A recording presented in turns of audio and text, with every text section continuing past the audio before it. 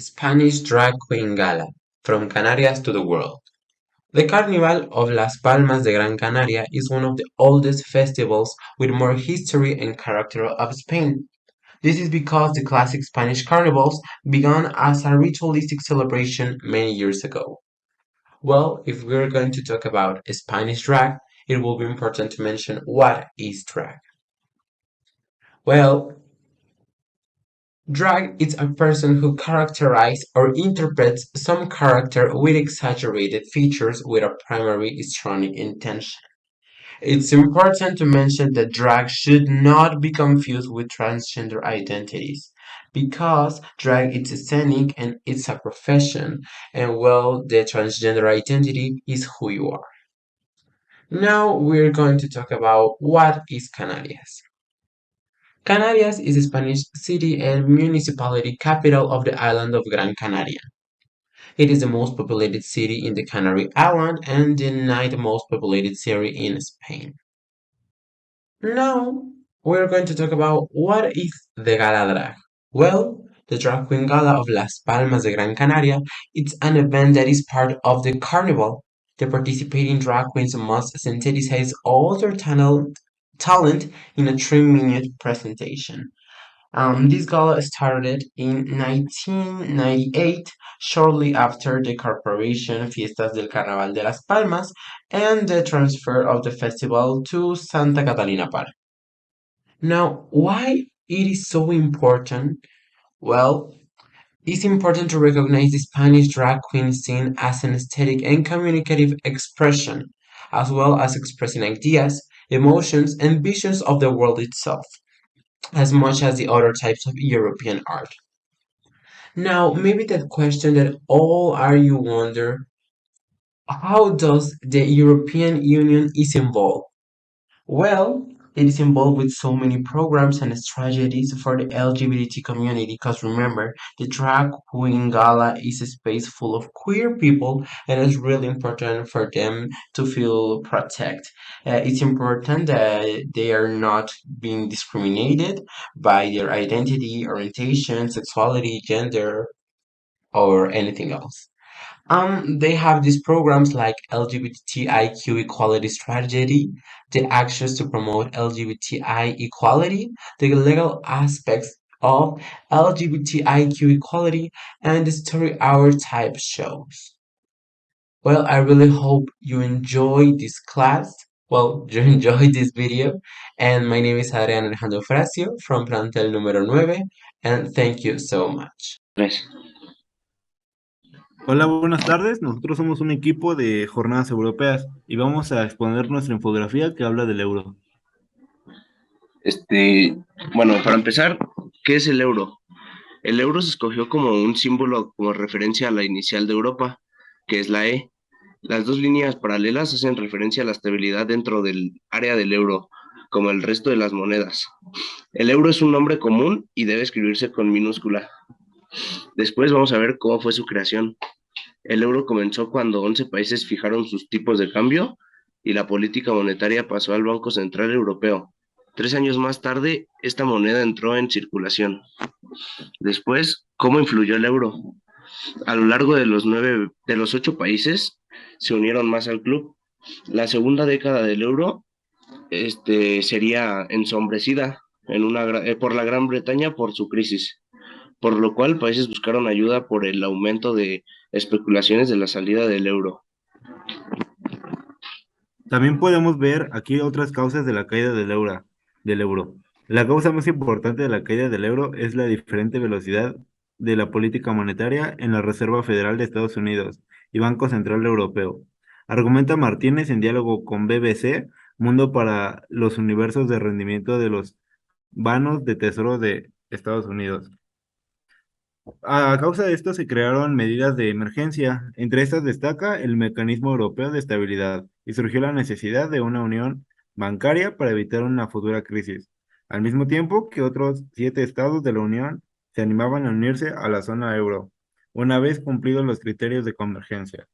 Esta sería nuestra infografía. Nosotros somos Mejía Gómez Sebastián y Sebastián González Grande. Gracias.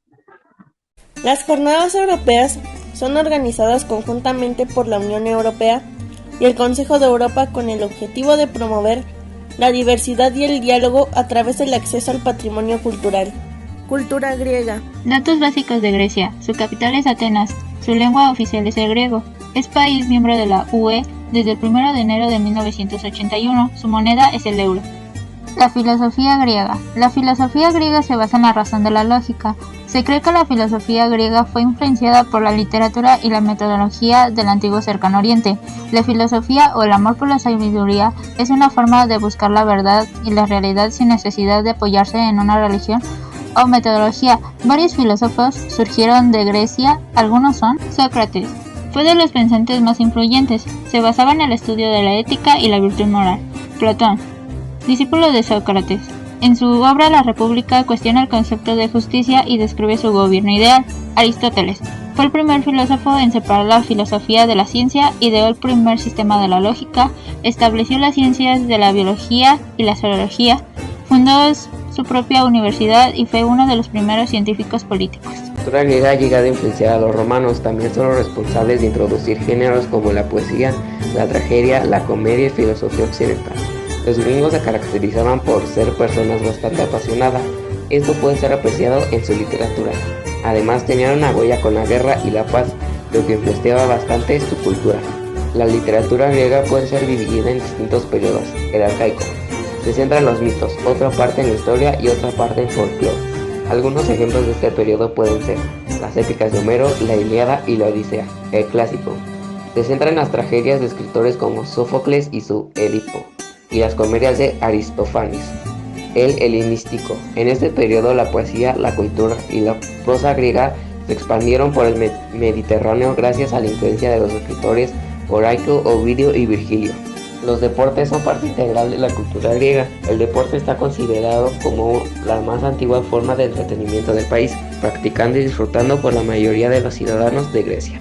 La fama de Olimpia fue tan excepcional que el ritmo con intervalos de 4 años de los Juegos Olímpicos, junto al nombre del ganador del primer evento atlético de cada Olimpiada, se convirtió en la forma más ampliamente aceptada de medir el tiempo en la antigua Grecia. Las Olimpiadas estaban destinadas principalmente a las competencias atléticas. Prueba de ello era que previamente los atletas debían pasar como mínimo un mes en Elis, a 50 kilómetros de Olimpia, con el fin de alcanzar su mejor forma física.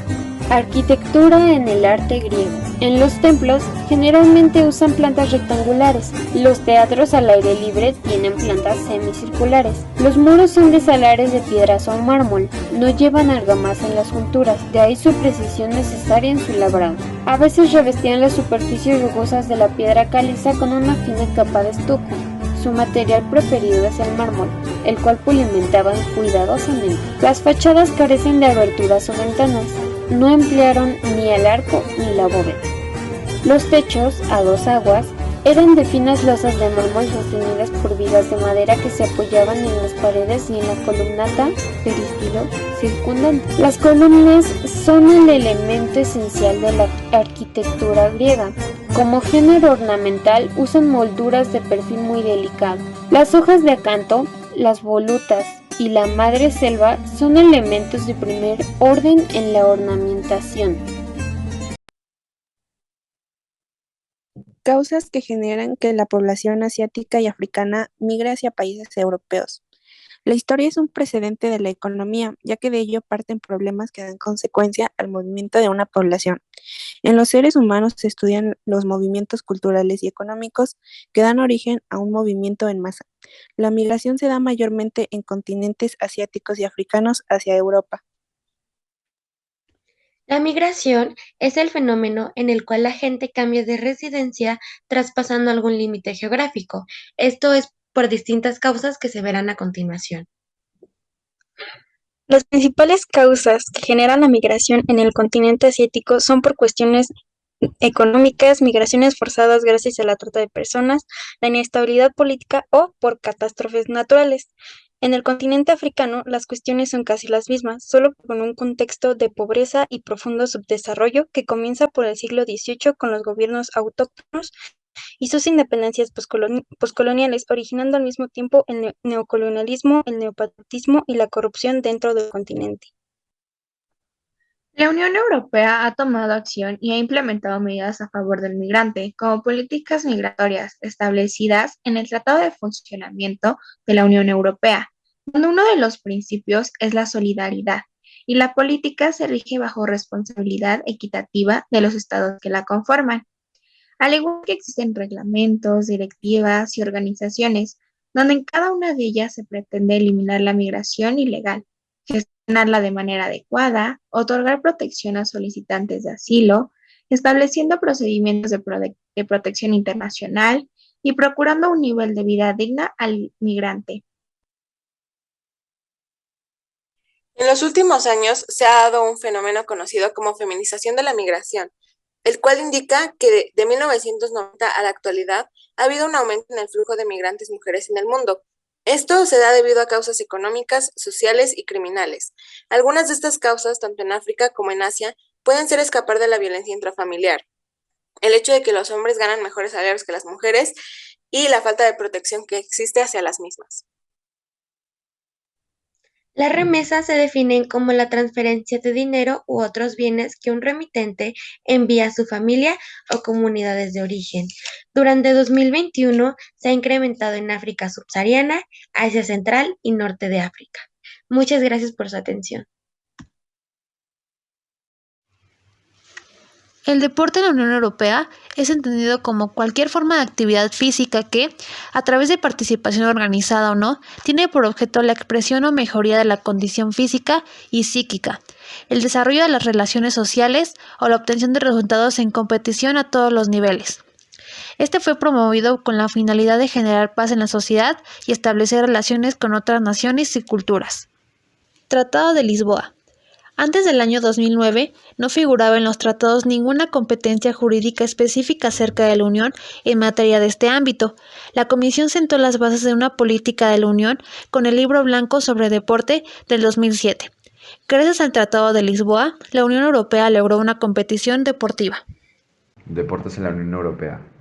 La práctica de algún deporte va en incremento y en evolución conforme pasan los años.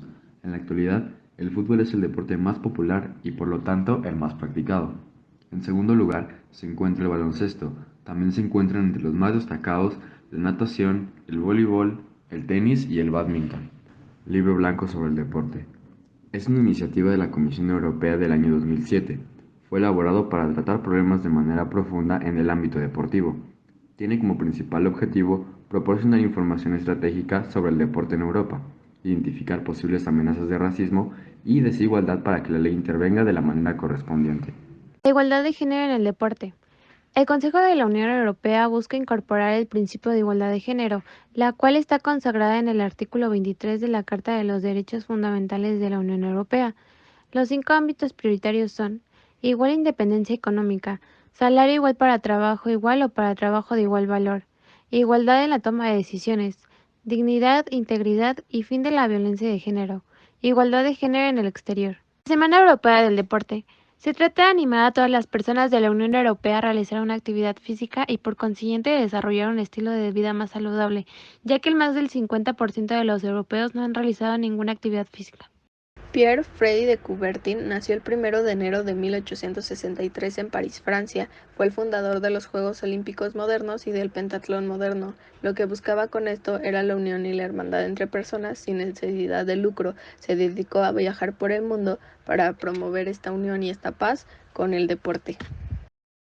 La economía y el deporte. El sector voluntario opina que al existir una cultura de deporte en los jóvenes, se podrá desarrollar una mayor capacidad de habilidades en el ámbito laboral, por lo que consecuentemente existirá más oportunidades para el crecimiento en la economía. Al existir más jóvenes con habilidades más desarrolladas, existirán mayores oportunidades de salir destacando en una comunidad, consiguiendo así un empleo o vivienda del deporte. Hola, buenas tardes. Nuestro equipo está formado por Diego Cisneros, Nayena Juárez, Ana Ochoa y Gabriela Nogal. A continuación les vamos a explicar nuestra infografía, en la cual vamos a explicar literatura europea. Pertenecemos a la Escuela Nacional Preparatoria número 9 y iniciaremos con nuestra exposición. Comenzaremos definiendo el concepto de literatura europea, el cual se aplica al conjunto de manifestaciones literarias de carácter plurilingüe, orales y escritas. producidas en el ámbito geográfico de los países europeos desde la desaparición del Imperio Romano hasta la actualidad. Bueno, esto se divide en 3 etapas sin origen. El origen se empieza con la desaparición del Imperio Romano y esto dio paso a varios reinos germanos. Después está la etapa constituyente y constitutiva, que es el asentamiento de los pueblos invasores y la absorción de los estados limítrofes. Después está la etapa clásica, que corresponde a la Edad Moderna y se mantuvo durante todo este periodo como marco cultural de referencia.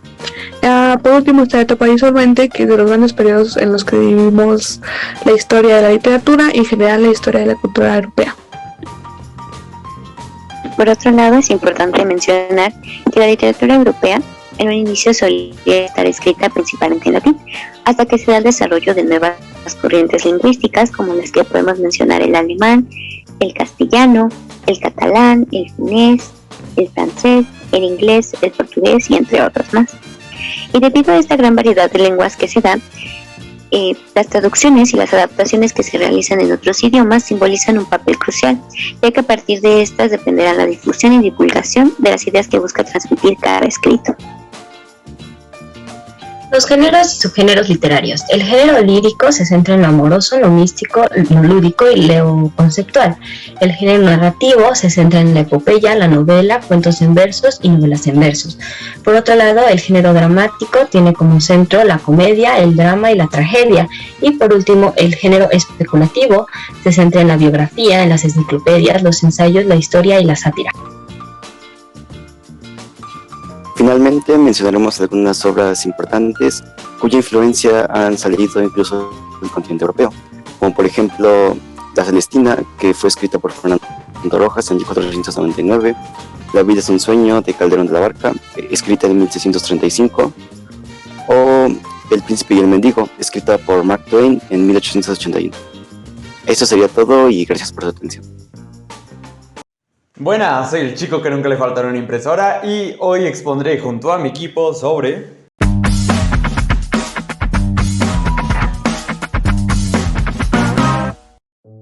Buenas, ya llegamos al Parlamento Europeo, que es la institución que se encarga de representar de manera directa a los ciudadanos de la Unión Europea, donde eligen a los europarlamentarios por sufragio universal directo. Además de que es uno de los 3 pilares que forman el triángulo institucional clásico de la Unión Europea, el Consejo, donde representan los intereses de los diferentes gobiernos de los Estados miembros, y la Comisión, que define los intereses institucionales de la Unión. Espérenme, creo que tenía una infografía bien organizada y preparada para el Parlamento Europeo. No, esta no es... Pero es una infografía, así que igual sirve. La infografía original se quedó en el avión, así que ni modo. ¡Qué listo que sos, impresora! Gran forma de ahorrar presupuesto. Bueno, sigamos. Como dice aquí en la infografía... no sé si la puedes hacer más grande porque no se ve nada. ¿Qué es esto? ¿Letra para Napoleón Bonaparte? Sí. Está bien. Bueno, prosigamos. Como dice la infografía, el Parlamento Europeo surgió como muchas instituciones europeas porque 6 países anteriormente se estaban constantemente en peleas y se decidió crear esa institución para tener paz. Esa institución sirve para representar los ciudadanos de esos países. Ahora pasemos a la pregunta, ¿cuál es su propósito? Fundamentalmente el Parlamento Europeo tiene 3 tareas de gran importancia. Primera, vigilar e implementar la legislación europea. Segunda, aprobar el presupuesto implementado de la Unión Europea. Y tercera, tener un control administrativo de las demás instituciones europeas de gran relevancia. Aparte, debe confirmar o descartar los nuevos integrantes de dichas instituciones. ¿Quiénes lo conforman? El Parlamento debe estar integrado por un máximo de 751 representantes de los ciudadanos de la Unión Europea, lo cual significa que son 751 representantes más un presidente que es el elegido por 2 años y medio. Además, debe tener el Estado miembro un mínimo de 6 diputados y un máximo de 96 escaños. Otra característica particular que debe de tener la representación ciudadana es que es de forma decreciente proporcional a esta. En síntesis, es cuando una población muy grande está de acuerdo de que una cantidad muy pequeña de personas los represente. Esto para que otros pueblos que tienen menos población no se vean afectados. Uy, no da tiempo, ya nos pasamos de los 3 minutos. ¡Adiós! Unión Europea, mercado único. Como primer punto definiremos, ¿qué es el mercado único? El mercado único se encarga principalmente de la compra y venta de productos, revisar la calidad, evitar ventajas injustas, que todo esté al margen de obtener el precio y ganancia correspondiente, es decir, lo justo. Con él, los ciudadanos de la Unión Europea, UE, pueden vivir su vida diaria sin restricciones dentro de los países que la conforman, ayudando no solo a ciudadanos, sino también a aquellas empresas y comercios para facilitar el proceso de compra y venta. Su principal objetivo es revisar la calidad de los productos, que cumplan los estándares de salubridad requerido y sobre todo la calidad. Ventajas. Mantiene la estabilidad de los precios entre países, lo que impulsa la competencia, así los consumidores obtienen mayores beneficios. A mayor estabilidad, mayor crecimiento económico, lo que posiciona a la Unión Europea con una de las economías más estables del mundo. Este es un signo tangible de la identidad europea. Algunos obstáculos que se pueden presentar son restricciones reglamentarias, procedimiento de aduanas de acuerdo a cada país y sus necesidades, política de competencia, debilitación en los sistemas fiscales nacionales, diferentes mercados nacionales de servicios que van desde financieros hasta servicios de transporte. A este mercado lo conforman 27 países, únicos en riqueza cultural, los cuales son Alemania, Bélgica, Croacia, Dinamarca, España, Francia, Irlanda, Letonia, Luxemburgo, Países Bajos, Suecia, Bulgaria, Eslovaquia, Estonia, Grecia, Malta, Polonia, República Checa, Austria, Chipre, Eslovenia, Finlandia, Hungría, Italia, Lituania, Portugal y Rumanía.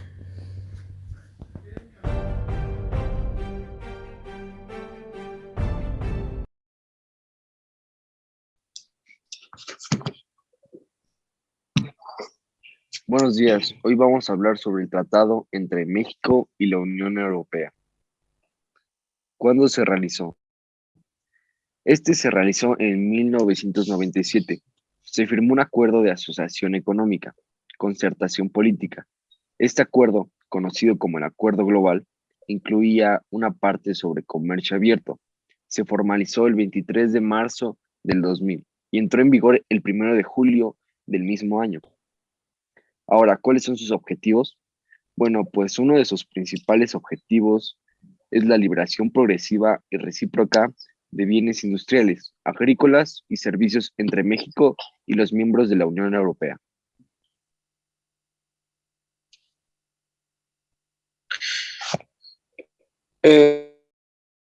El TLSUEM, Tratado de Libre Comercio entre México y la Unión Europea, es un acuerdo de tipo comercial multilateral entre México y la Unión Europea.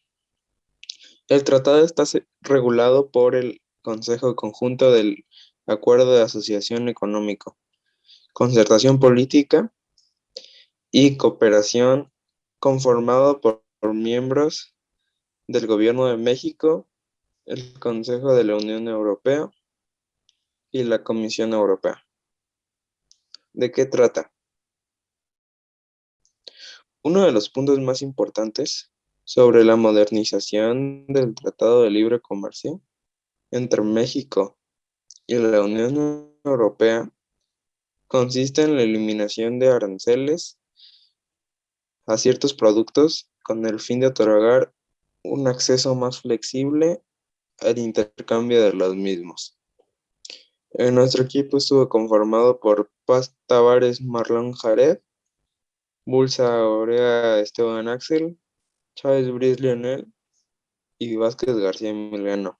Somos de la Prepa 8, Miguel de Schulz, grupo 458.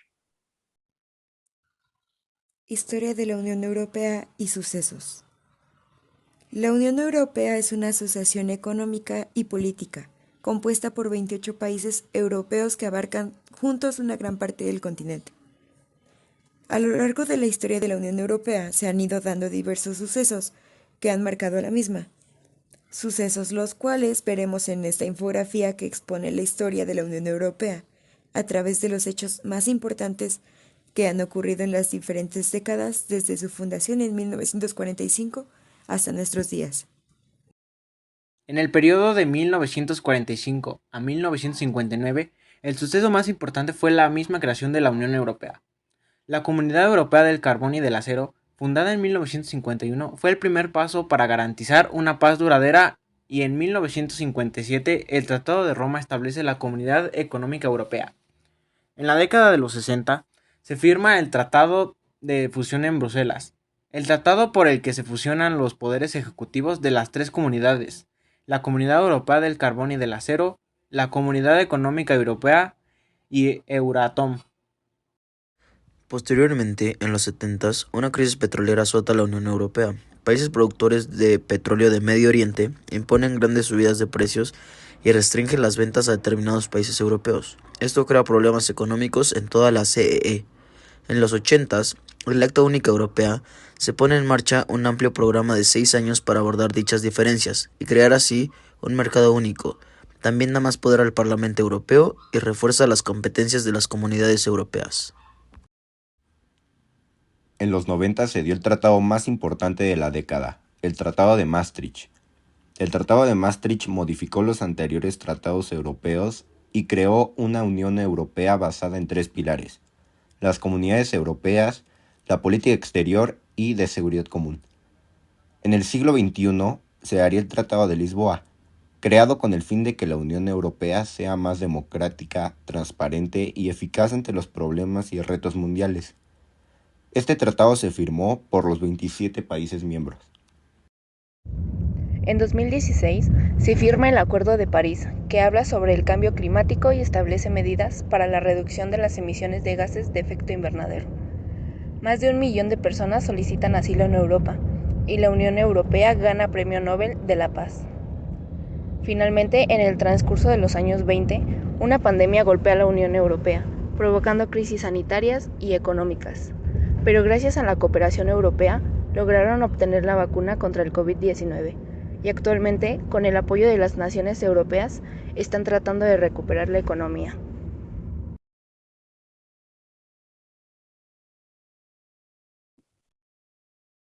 Historia de la Unión Europea desde su fundación hasta la actualidad. El final de la Segunda Guerra Mundial. Las raíces de la Unión Europea se encuentran en la devastación de la Segunda Guerra Mundial. En 1945, la economía de Europa estaba en ruinas. Las autoridades se aliaron para esquivar el conflicto con medios económicos. Las industrias del acero y el carbón de Alemania del Oeste, Francia, Bélgica, Luxemburgo y los Países Bajos se unieron y crearon un mercado común de bienes para tratar de estabilizar la economía e imposibilitar que un solo país acaparara el mercado de materiales empleados para hacer la guerra. La crisis del petróleo de 1973. Esta es una crisis internacional con la decisión de varios países del Golfo Perísico de no exportar petróleo a países occidentales.